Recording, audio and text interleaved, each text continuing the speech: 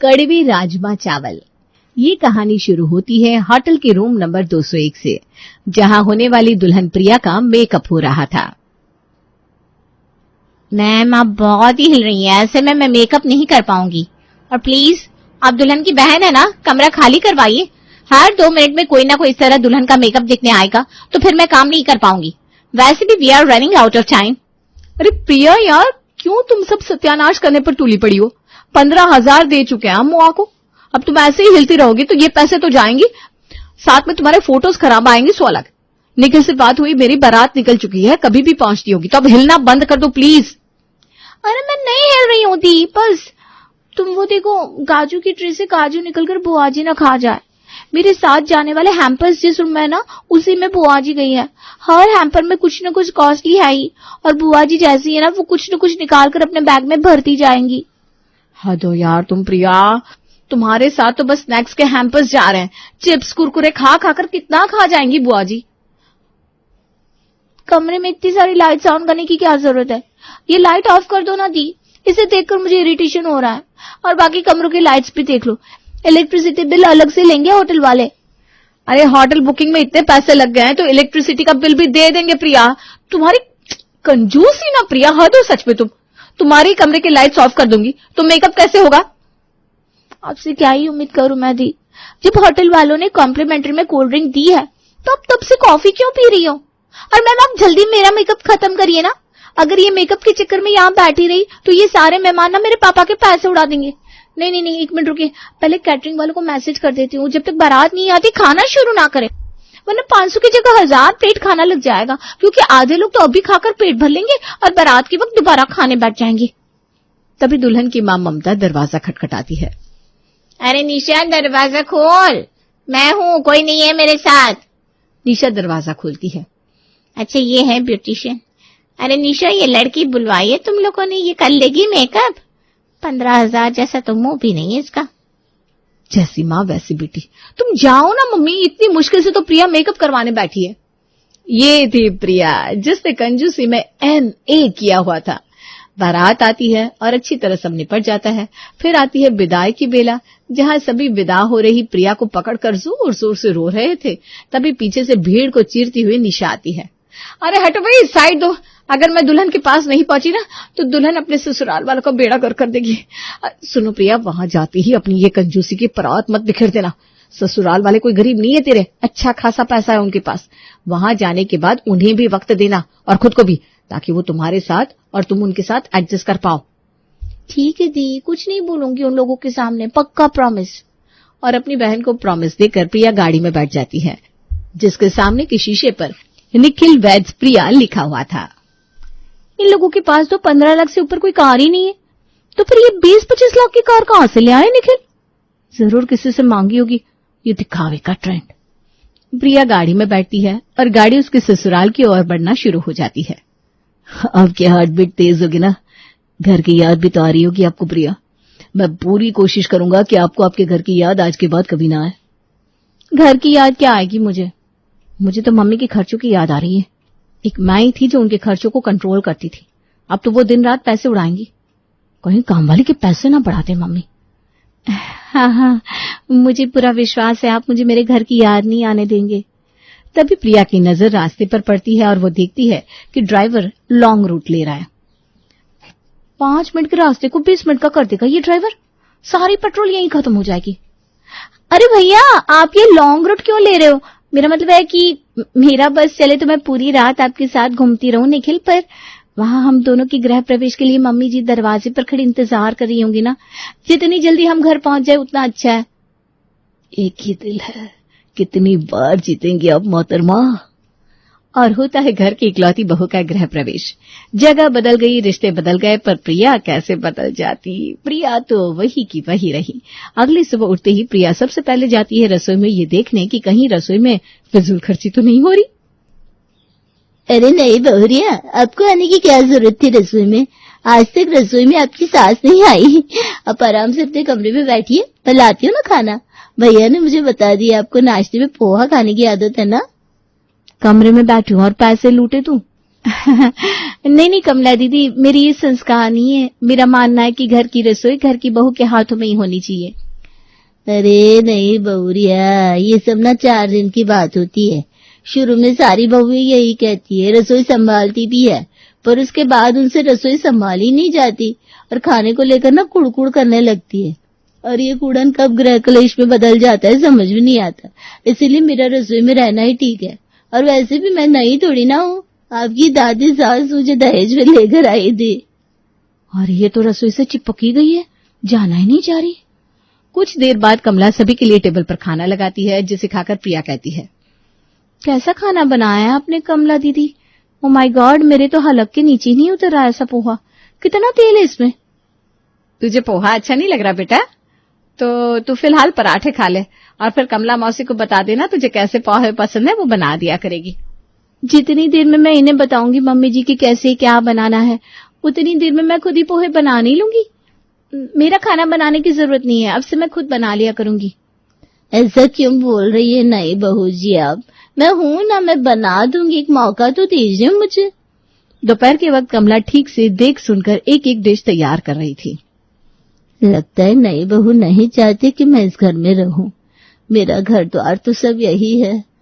नई बहू को राजमा खाने थे, अगर अच्छे से नहीं बने तो आज तो इस घर से मेरा जाना तय है। कमला घर वालों का फेवरेट राजमा चावल बनाने के बाद बाहर टेबल पर प्लेट्स लगाने के लिए चली जाती है और उसी वक्त आती है घर की इकलौती बहू प्रिया और राजमा चावल के ऊपर नींबू निचोड़ देती है। हाँ सच में, और खाने को खराब करने के लिए उसके ऊपर डाल देती है शक्कर। बिल्कुल सही सुना आपने, शक्कर। अब मीठा राजमा चावल खाए तो कौन खाए, और इस बार खाना खाकर प्रिया तो कंप्लेंट नहीं करती, पर सभी के नाक मुंह सिकुड़ जाते हैं। उम्र हो गई है आपकी भी कमला मौसी, गलती से राजमा चावल में चीनी डाल दिया अपना। सुबह भी मैं यही कह रही थी पापा जी, अब मैं आ गई हूँ तो रसोई मेरे जिम्मे कर दीजिए आप, मैं सब देख लूंगी, विश्वास रखिए। बहू तो रसोई के पीछे ही पड़ गई है। अगर इसे रसोई में जाने से मना करूंगी तो इसे बुरा लगेगा, क्योंकि रसोई में जाने का हक तो बहू का बनता है, पर इस तरह कमला मौसी को काम से निकाल दिया तो वो बेचारी कहाँ जाएगी। बड़ी स्वाभिमानी है मौसी, बिना काम के रुकेगी भी नहीं। कुछ दिनों के लिए मौसी आप ना झाड़ू पोछा कपड़े का काम देख लीजिए, रसोई अब से बहू देखेगी, पर परमानेंटली नहीं। पहले प्रिया तू हम सबको हमारे मन मुताबिक राजमा चावल बनाकर खिलाएगी, फिर अगर तेरे राजमा चावल पास हुए तो रसोई तेरी, फिर तुझे उसे जैसे चलाना हो तो चला लेना। रसोई की कस्टडी अभी प्रिया को मिली भी नहीं थी कि वो ऐसे बिखर जाती है कि उसे समेटना मुश्किल हो जाता है। प्रिया पूरी रसोई को अपने हिसाब से एडजस्ट करने लगती है। ये बर्तन टूट तो नहीं गए थे जो कमला दीदी ने छज्जे पर चढ़ा दिया, अच्छी खासे तो दिख रहे हैं। बस फिजूल खर्च करना था उन्हें, नया सेट बर्तन का मंगवाया होगा और उसमें पैसे मार लिए होंगे। रसोई के सारे नए बर्तनों को, नॉनस्टिक पैन, तवे, कढ़ाई सभी को प्रिया वापस से पैक करके रख देती है और छज्जे पर रखे पुराने बर्तनों को निकालकर इस्तेमाल करना शुरू कर देती है। आज प्रिया अपने पहले ट्रायल राजमा चावल को अपने ससुराल वालों को खिलाने वाली थी। वाह प्रिया, क्या खुशबू आ रही है, बिल्कुल सही जा रही है तू। ऐसे ही राजमा चावल बनाकर आज ही सबका दिल जीत लेगी और हमेशा के लिए रसोई अपने अंडर कर लेगी। प्रिया अपनी माँ से फोन पर बात करती हुई राजमा चावल की रेसिपी पूछती जा रही थी और हर स्टेप पूरा करती जा रही थी, पर अपनी कंजूसी के साथ। और फिर आती है नींबू निचोड़ने की बारी, और इस बार सच में नींबू ही निचोड़ने की बारी थी। नींबू से जितना रस निकले उतना ही रस निकालना, अपनी कंजूसी से एक्स्ट्रा मत निकालना, वरना क्या होता है ना, उससे खाने में कड़वाहट आ जाती है, कसैलापन आ जाता है। क्या डालना है तुम बस वो बताओ मम्मी, कैसे डालना है वो मैं देखूंगी। कसेला बन जाता है तो मटमैला बन जाता है, कुछ भी। आपने वो कहावत नहीं सुनी क्या, अगर नींबू में बीज ना होते तो वो मरे हुए आदमी को भी जिंदा कर देता। इसका कसेलापन भी फायदा ही करेगा ना। और नींबू में एक बूंद भी रस ना छूट जाए, इसलिए प्रिया नींबू को हद से ज्यादा निचोड़कर राजमे में डाल देती है और राजमा चावल सभी को सर्व करती है। हाय हाय हाय बहू, ये क्या है, इतने कड़वे राजमा चावल? हाँ बहू, ये तो बहुत ही कड़वे। ऐसा खाना बनाकर तो रसोई लेना चाहती थी। हो गई होगी गलती मम्मी, गलती से कुछ कम ज्यादा हो जाता है ना प्रिया? नहीं नहीं निखिल, कुछ कम ज्यादा नहीं हुआ, मैंने सब कुछ नाप तोल कर डाला था। पता नहीं खाना कड़वा कैसे बन गया, मुझे एक और मौका दीजिए ना मम्मी जी। प्रिया को समझ में नहीं आता कि उसने क्या गलती की जो राजमा कड़वे हो गए, पर वो हार नहीं मानती और अगले दिन के लिए अभी से ही फिर से रेसिपी लिखनी शुरू कर देती है। कॉपी में लिखी हुई रेसिपी को छत पर घूम घूम कर प्रिया याद कर रही थी कि उसकी नजर कोने में पड़े स्टोव पर पड़ती है। हे भगवान, इस तरह खुले में गैस स्टोव कौन रखता है? ये तो नया है। जब ये गैस स्टोव घर पर था तो नया गैस स्टोव लेने की क्या जरूरत थी? सच में ये कमला भी ना हद है। अब तो ये रसोई का बैटल मुझे जीतना ही होगा।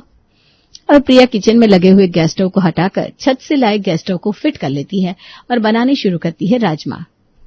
ये बर्नर तो अलग ही फ्लो में जल रहा है।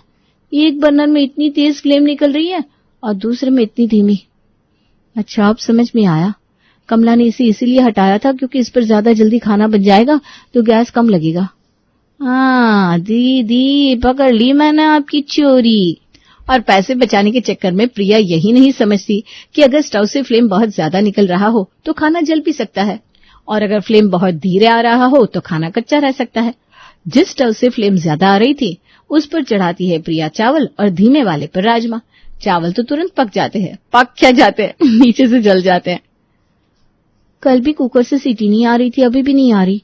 फ्लेम तो इतना तेज है, चावल पक ही गए होंगे। वैसे ज्यादा देर तक पकाऊंगी तो गैस ही बर्बाद होगा, उतार लेती हूँ। और ऐसे ही ओवर कुक्ड चावल और हाफ कुक्ड राजमा को प्रिया अपने ससुराल वालों को परोसती है। अरे बहू, चावल तो पूरी तरह जले हुए हैं। हे भगवान, कितने कड़वे लग रहे हैं। और ये राजमा, ऐसे मेरे दांतों में दर्द था और बढ़ गया। खाने की बर्बादी ना हो इसलिए सुषमा तो किसी तरह उस खाने को खा लेती है, पर शुभम तो देख देख कर अपने प्लेट से राजमा बाहर ही निकाल देता है। मम्मी जी, एक और मौका, बस लास्ट एक मौका। एक और मौका लेकर प्रिया जाती है रसोई में और हर बात की फिक्र छोड़कर प्रिया को इस बात की फिक्र होती है कि उसके ससुर जी ने प्लेट से राजमा चुन चुन कर निकाल दिया। ये तो बहुत बड़ा नुकसान हो गया। आज पापा जी ने तो सारे राजमा प्लेट से हटा दिए। लगता है गलती मेरी हो रही है। क्यों ना राजमा को पैन में पकाया जाए और चावल की सीटी के अंदाजे का मैं अपने फोन पर हर 2 मिनट बाद का एक अलार्म लगा लेती हूँ। जैसे 4-5 अलार्म बजेगा चावल बर्नर से हटा दूंगी। अरे क्या तेज दिमाग है मेरा, कोई जवाब नहीं मेरे दिमाग का। और इतना सब बर्बाद करने के बाद प्रिया तीसरा दिमाग लगाती है और एक नॉनस्टिक पैन को निकालती है। वो नॉनस्टिक पैन जो खराब हो चुका था, जिसके ऊपर से प्रोटेक्टिव लेयर पूरी तरह से जा चुका था। पैन में राजमा को तैयार करने के लिए प्रिया प्योरी बनाती है और दूसरी तरफ चढ़ाती है चावल। मम्मी की नींबू वाली बात मुझे याद है। नींबू से अगर राजमे के स्वाद में 19-20 हो रहा है तो नींबू डालती नहीं हूं ना। हाँ, अब ठीक है। अब खाने को पकाने के लिए छोड़कर प्रिया हॉल में बैठकर टीवी देखने लगती है। तभी उसके फोन से अलार्म की आवाज आती है। लगता है चावल पक गए। कब से सीटी की आवाज आ रही है। आज तो हमें राजमा के साथ चावल खिला ही देना बहू। कितने दिन हो गए राजमा चावल खाए। खा गई ना आप चकमा मम्मी जी। ये सीटी की आवाज कुकर से नहीं आ रही, ये आवाज मेरे फोन से आ रही है। मैंने अपने फोन पर हर 2 मिनट के बाद सीटी की टोन का अलार्म लगा लिया है ताकि जैसे ही 4-5 सीटियां कंप्लीट हो मैं जाकर चावल उतार दूं। अच्छा, मैं समझ गई। आज भी चावल कड़वे ही मिलेंगे। खराब नॉनस्टिक पैन पर पके हुए राजमे का स्वाद इतना कड़वा हो जाता है कि अच्छे से ना खाया जाए। और चावल का तो बेड़ा गर्क कुकर के अंदर ही हो चुका था। 5 सीटी कौन लगाता है चावल में, वो भी तब जब फ्लेम इतना हाई हो। खैर, प्रिया को तो करनी थी बचत, उसे कहाँ कुछ दिख रहा था। प्रिया कुकर से चावल निकालती है और देखती है नीचे का हिस्सा पूरी तरह ब्राउन हो चुका है। ओह, तो ऐसे बनते हैं ब्राउन राइस। अब मैं समझी, ये लोग ब्राउन राइस के नाम पर लोगों को पागल बनाते हैं। अब मैं खिलाऊंगी मेरे ससुराल वालों को ब्राउन राइस, वो भी नॉर्मल राइस के दाम पर। प्रिया का तो कॉन्फिडेंस इतना हाई हो जाता है कि कहने ही क्या। और फाइनली अपने बनाए राजमा चावल को गार्निश करने के बाद प्रिया उसे खाने के टेबल पर लगाती है। बोलना तो नहीं चाहिए दीदी, पर आप ना अपना सामान अब बांध लीजिए, वही अच्छा होगा आपके लिए। जो होना है वो तो तय है बेटा, पर मुझे नीचे गिराने के लिए तो कुछ ऐसा मत करना कि तेरे घर वालों को राजमा चावल से नफरत हो जाए। एक एक कर सभी खाने के टेबल पर बैठते हैं और आज होती है खाने की फाइनल टेस्टिंग।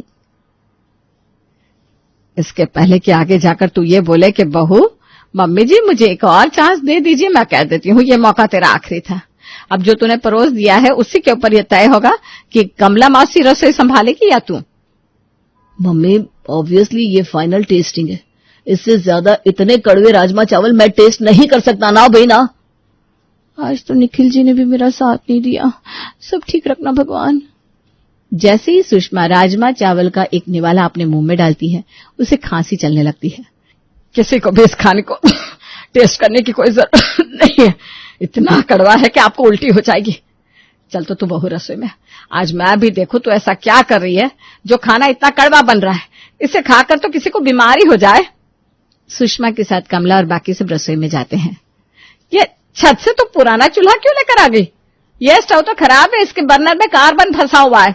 इसके फ्लेम से निकले हुए धुएं के कारण खाने का स्वाद इतना खराब हो जाता है कि कहना क्या। एक बर्नर से फ्लेम आता नहीं और दूसरे से इतना ज्यादा आता है कि रसोई जल जाए। और ये नॉन स्टिक बर्तन यूज कर रही है तू, जो इतने पुराने हो गए कि इसमें डालने के बाद खाना जरूर स्टिकी हो जाए। ऐसा कुछ नहीं होता मम्मी जी, नॉन स्टिकी स्टिकी ये सब मन का भ्रम है। पहले तो खाना चूल्हे पर बनता था, तब धुआं नहीं लगता था क्या खाने को? पैसे जितने बचाएंगे उतना अच्छा है ना।